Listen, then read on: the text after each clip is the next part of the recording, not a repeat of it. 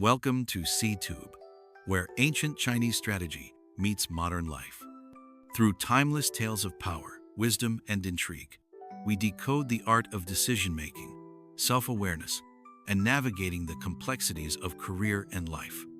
Let history be your greatest teacher. In today's story, we journey back to the spring and autumn period, where two brilliant strategists faced a choice between loyalty and survival. More than just a tale of deception and revenge, this is a story about foresight, ego, and the hidden cost of staying too long at the top. Let's step into the moment and see what it reveals about how well we read others and ourselves. Part 1. The Meeting of Minds. Fan Li and Wen Zhong. Fan Li was born into a poor family in the state of Chu. Though he came from humble beginnings, he possessed remarkable intelligence and strategic insight. However, due to his youthful arrogance, many dismissed him except for one man, Wen Zhong. At the time, Wen Zhong was serving as a magistrate in Wancheng. Upon meeting Fan Li, he exclaimed, "This is a man with the talent to govern a nation." From that moment, the two became lifelong friends. Frustrated by the lack of opportunity in Chu, Fan Li persuaded Wen Zhong to join him in the neighboring state of Yue. "The new king of Yue is young and eager to achieve great things," he said. "We can help him and fulfill our ambitions." They traveled to Yue, where they were soon welcomed by King Gujian and placed in positions of influence. Part 2. From Defeat to Deception. The long game begins. Yue soon went to war with the powerful state of Wu and lost badly.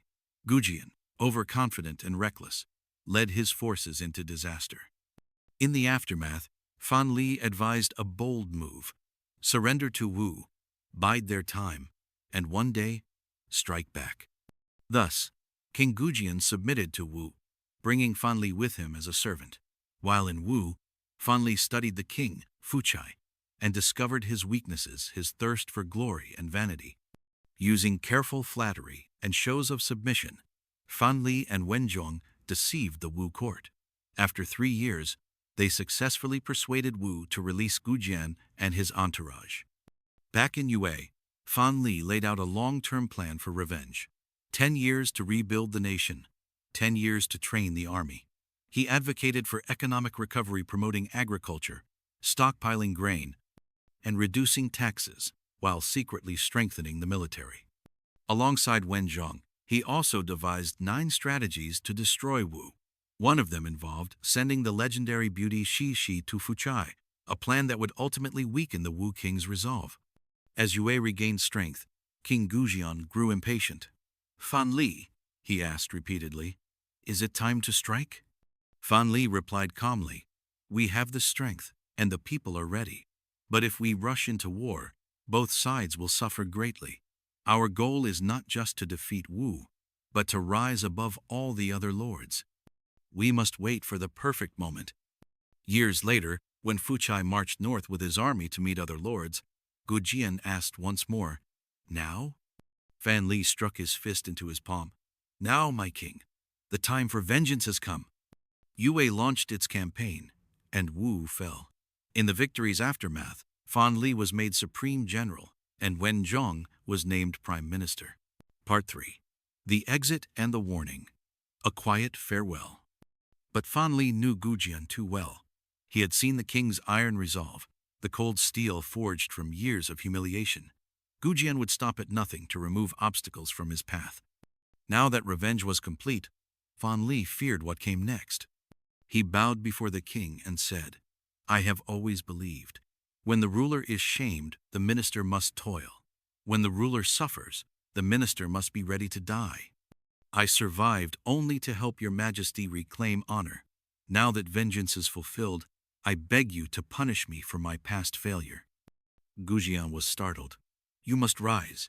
Half of this victory belongs to you. How could I speak of punishment?" "Then let me live out my days as a common man," Fan Li pleaded. "Number, I still need you," the king replied sternly. "If you insist, I may truly have to punish you." That night, Fan Li returned home, changed into plain clothes, packed his belongings, and quietly left Yue with Shi. He sailed away on a small boat, never to return. Before leaving, he sent a letter to Wen Zhong. When the birds are gone, the bow is stored away. When the rabbits are dead, the hunting dogs are slaughtered. I've studied our king's face, long neck, sharp mouth like a bird's. He's a man you can suffer with, but not one to share glory with. For your sake, I urge you to leave. Wen Zhong hesitated. Unsure whether to believe Fan Li, he claimed illness and stopped attending court. But the court was full of whispers. Some accused Wen Zhong of plotting rebellion. Gu Jian sent him a sword with a chilling message. You gave me 7 strategies to defeat Wu. I used only 3. Take the other 4 to the ancestors. Wen Zhong understood. He took the sword and ended his life. Now, let's break it down into the key takeaways you won't want to forget. Understanding others is never easy, but it is possible. Fu Chai, king of Wu, brought disaster upon himself because he lacked this ability. Yet, history has shown that those who can truly read others and themselves are often the ones who achieve lasting success. To understand others is to shape the future. Fan Li serves as a striking example. He saw through King Gujian of Yue. He believed that if he was to leave a mark on history, he had to follow a ruler with hidden potential. His judgment proved right. Gu Jian gave him a place to prove himself, valuing his insights and making him a trusted advisor despite his youth. When Gu Jian disregarded Fan Li's advice and rashly attacked Wu, he was swiftly defeated and forced to surrender. Yet, Fan Li did not abandon him. This was partly out of duty, but more importantly, he had faith in the king's potential. Fan Li believed that if Gu Jian could hide his strength and endure humiliation, he would one day rise again. His bet paid off. After years of hardship and planning, Gu Jian not only destroyed Wu, but also became one of the dominant figures of his time.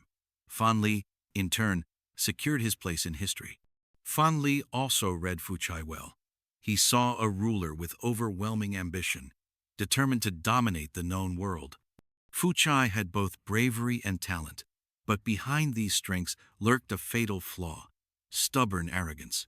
Fan Li recognized this weakness, and Yue's entire strategy was built around it. On the surface, Yue appeared obedient. Beneath that mask, it was gathering power. Fan Li orchestrated the removal of Wu Zixu, whose vigilance posed a threat. He used jewels and women to corrupt Bo Pai, whose greed blinded Fu Chai. He sent the famous beauty Shi to Wu as both a spy and a distraction. Every tactic targeted a weakness. Every move hit its mark. Wen Zhong, Fan Li's close ally, also had a gift for reading people. He understood Fu Chai's flaws and recognized Gu Jian's potential. But he misjudged one thing: that Gu Jian, once victorious, would not share power or wealth with his old allies. Fan Li, seeing the danger early, quietly withdrew and lived a peaceful life. Wen Zhong stayed and paid for it with his life. In the end, Fan Li's true power lay in more than strategy. It was a deep insight. Wen Zhong was wise, but Fan Li saw further, and that made all the difference. Thanks for watching. If you enjoyed this journey into history and insight, don't forget to subscribe for more stories that reveal the wisdom behind the ages.